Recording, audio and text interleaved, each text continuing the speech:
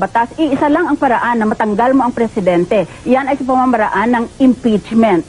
Dito sa petisyon na ito, hinihiling nila sa Korte Suprema na tanggalin ang Pangulo pero wala silang maituro na probisyon sa ating saligang batas o maski sa ano pang batas. Hindi naman maaari na mag-imbento lang ang Korte Suprema o na baguhin nila ang saligang batas.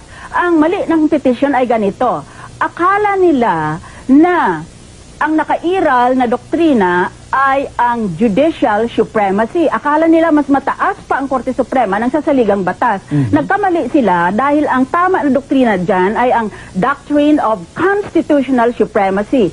Maski ang Korte Suprema dapat sumunod sa ating saligang batas at ang sabi ng saligang batas, impeachment lang ang solong paraan na makapagtanggal ng Pangulo. Pero ito din po ang sinasabi ng mga senatorial candidates ng oposisyon na wala raw sa probisyon sa saligang batas na mariri-elect o